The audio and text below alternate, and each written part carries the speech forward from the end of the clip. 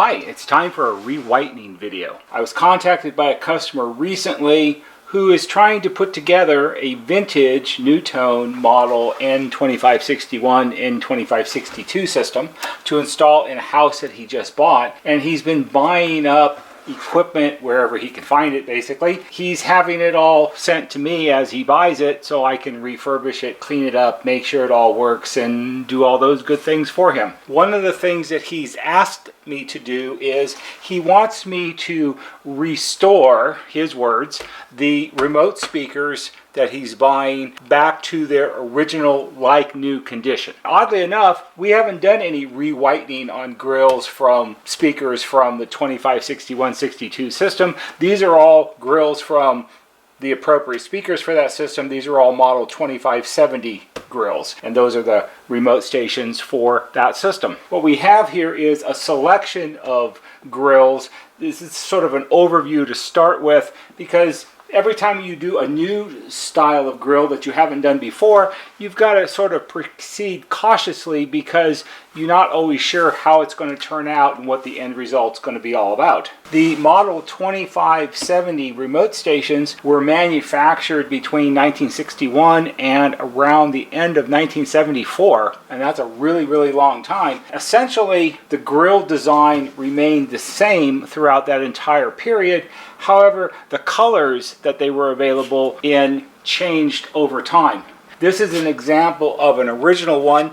This is from 1964. So this is a fairly early one. I couldn't find one in my supply of remote stations earlier than this one. The biggest difference on these are available in what they call desert sand.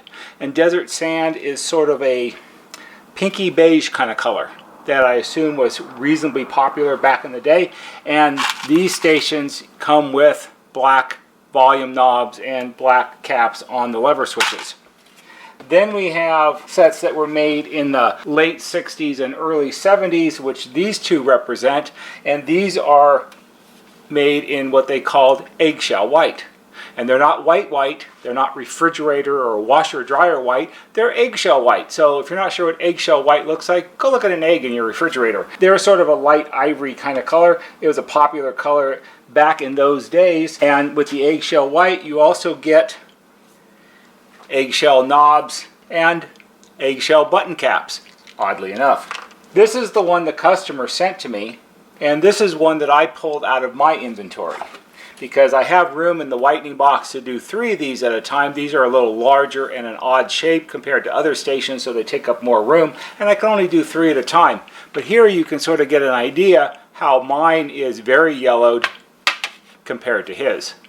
One of the reasons I told the fella that we had to do a test speaker first is because a while back, and I'll link in a video with one of those pop-up tags right here, I did re-whitening on a NuTone 2550 remote speaker. 2550s are from the 2540, 41, 42 systems, and they're the same era, they're late 60s, early 70s designs as these speakers are. And the 2550, when I started, was in eggshell white also. However, during the re-whitening process, something happened, and when I took it out of the whitening tank, the plastic had turned to white.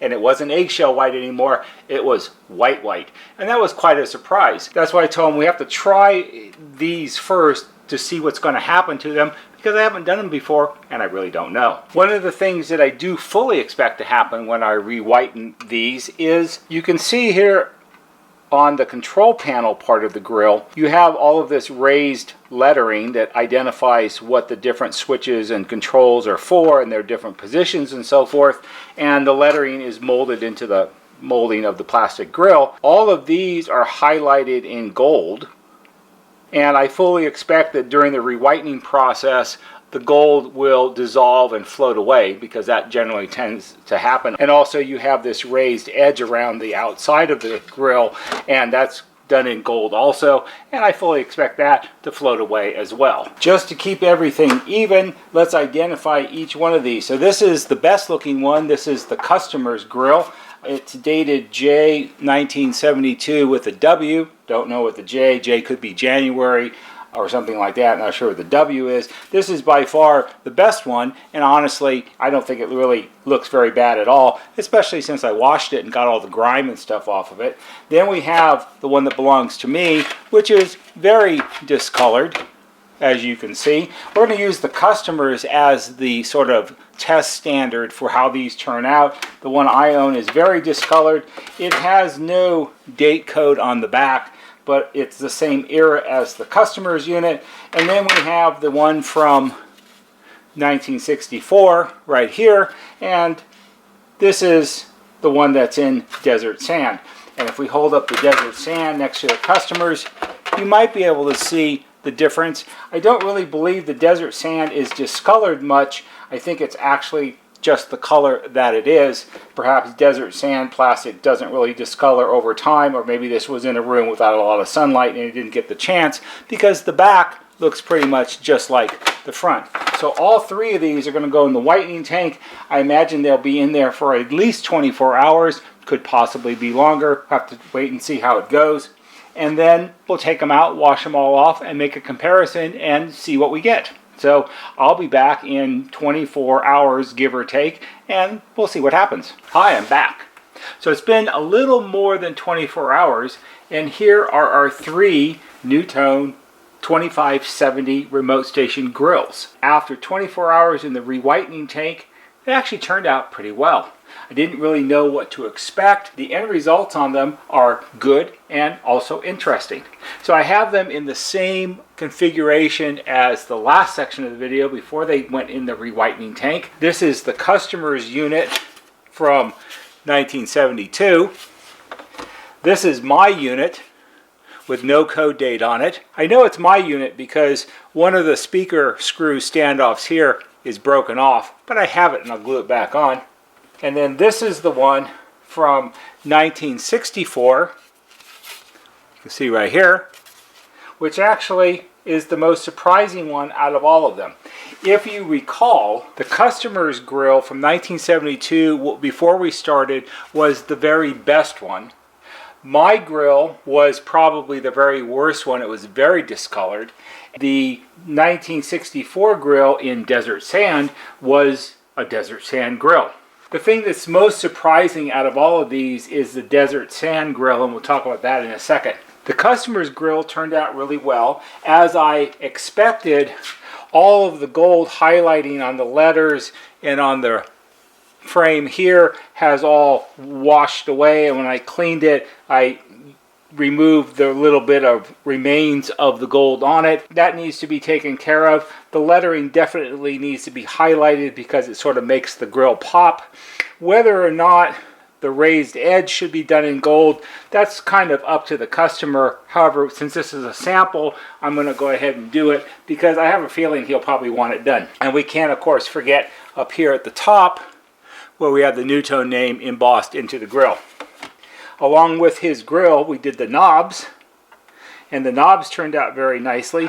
Knobs oftentimes are the most worn part of any remote station because of all the handling.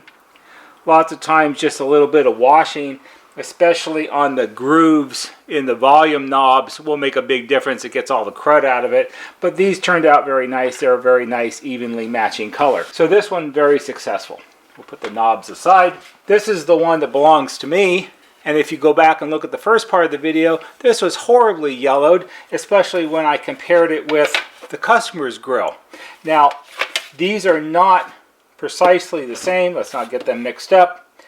The customer's grill is probably a little bit brighter and possibly a shade or so lighter than this one that we started with, because this one was very, very yellow to start with. The way you have to look at this and think about this is, if you're taking a bunch of these that you did in one house and you're reinstalling them room by room by room, slight variations in the final color isn't going to matter.